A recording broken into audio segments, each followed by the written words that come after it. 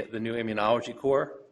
And this is kind of the organization of the core. I won't go through it, but we're going to maintain the flow core, but just add on to it and add some very valuable assays. David Montefiore's group for neutralization, Guido Ferrari's group for ADCC, George's group for binding assays, and Guido's group also for gamma interferon ELISpot. So this is an opportunity where we have world-class investigators that have standardized assays that if your research has a need for this, I think we now have a way of doing this seamlessly. There was a request for more meetings, retreats, social events, and chalk talks. A lot of this is really restricted by the availability of funds and everybody's schedule, because there are a lot of every basic science and clinical department has retreats in addition to this, and there are a variety of different meetings. So the one thing that we have done is the issue of chalk talks, and so we've rekindled the chalk talks, which are an informal means of communicating with the CFAR membership. They're a little bit less intimidating than formal seminars, and so the first one is actually on active and passive immunization to prevent mother-to-child HIV transmission, and Colleen Cunningham, Ginny Fuda, and Sally Permar are going to be leading that discussion. And it is a chalk talk, means there's no slides, so it is a discussion or a talk at the whiteboard. And that, again, I think it's posted on the website, and you should have received notification of this. It's September 24th in MSRB 1, Room 1, and we will provide refreshments for that. The need for a better website and other means to facilitate communications, we realized that the website is woefully inadequate. When that website was created, we were kind of forced to use the the box that Duke created for us, and it was woefully inadequate. Suffice it to say that we have begun discussions now. We're going to have a real world-class website. It's going to take us perhaps 5 to 6 months to get it up. But this will, I think you'll all be impressed. It will be very user-friendly and encourage interactions. We'll maybe cut down on the emails that you get from me and other people, but we're really hopeful that that's going to be a real shining star as we move forward. We did start a newsletter. Again, this was brought up by some of you in the survey, and we hope to at least make this biannual. And again, this came out of the SBS Corps and Jen Velosa. We are a little bit disappointed, and hopefully you got a copy of the newsletter, that we were hoping to have John Sleesman as a keynote speaker. He has left Miami and is now a division chief of the Division of Allergy and Immunology in the Department of Pediatrics, and a very highly accomplished HIV researcher, a lot of work with the Adolescent Trials Network, etc.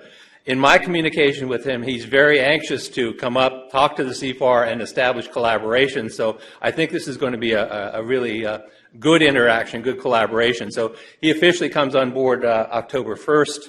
And again, we will, once the dust settles from his arrival, we will definitely have him scheduled for a seminar and work out some of the details of how we're going to collaborate with him. Need for greater access to clinical samples through Core F. This came out of the survey, and John Bartlett's going to address that later on and kind of walk you through that if you're a basic or translational researcher and you need clinical specimens for whatever research projects you're doing, John will walk you through how to really access clinical specimens through the core and what's involved. Availability of core services for non-HIV research. I just put this in there because a lot of people think that if they have friends that are not doing HIV/AIDS research that they don't have access to cores, and that's not true.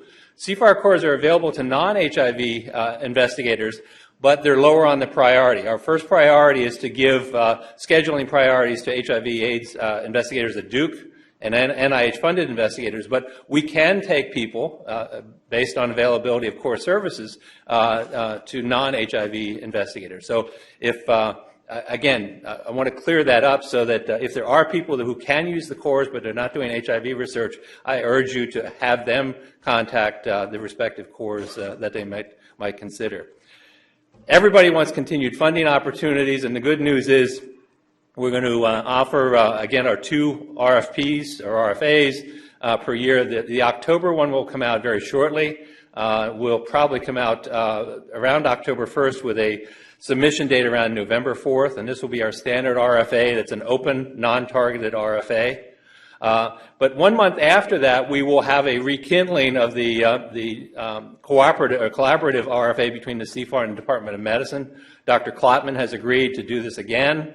We were a little disappointed in the response last time, so this time we really want to try and emphasize this and advertise this. So it's really targeted towards 2 areas, HIV and aging and HIV cure research. And I know in the ensuing year that's gone since our last one, I know there are several people in the Duke CFAR that are working on either one of these. So we're hoping that we can get a more robust number of applications and go from there. So again, that will be staggered a month behind the routine October CFAR small grant RFP.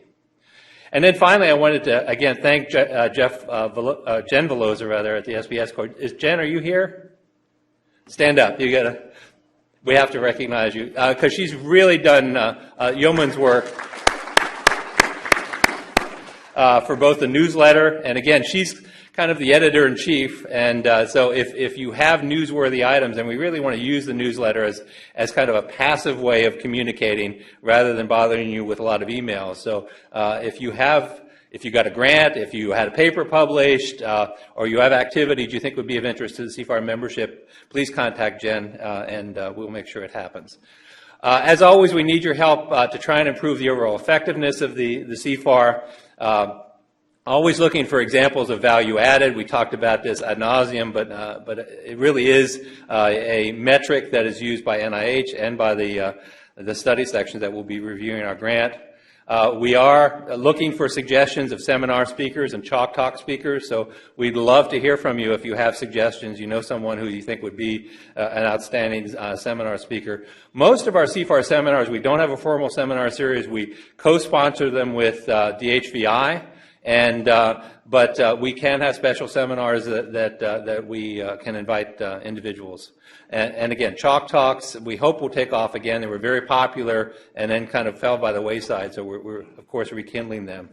Suggested areas for symposia and future retreats. We're always looking to identify potential new CFAR members. Actually, several of them were suggested in the survey that we sent out, so we thank you for doing that.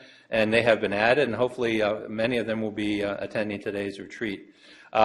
Always looking for suggestions of core services and how we can become more involved in community research. I think that's something we recognize that we need to kind of beef that up a little bit.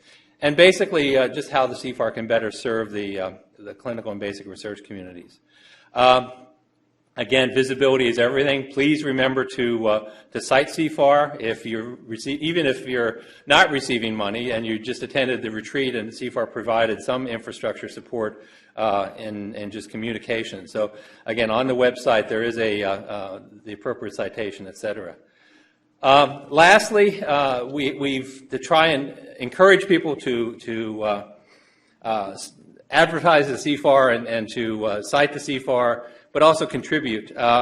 We've kind of offered this Director's Award, and NIH doesn't allow us to use NIH funds for that, so this comes out of the Director's and his wife's checking account.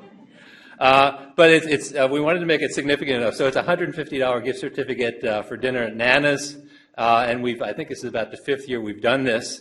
And so, again, taking into consideration everybody who's contributed so significantly, we came up with one person that we think maybe has stood out because of his work leading the working group, the first working group, and that's Mika Luftig. And again, to acknowledge he's always been very faithful in acknowledging CFAR in publications and presentations. He's led, as I said, the first working group, and he's done untold number of behind-the-scenes activities, helped us judge posters and oral presentations, etc. Mika, I don't know if you're here. He's in Tanzania. Okay, well, we will congratulate him by email then and give him his gift certificate. So I think with that, I am done, and I will pass the torch to Chuck Hicks.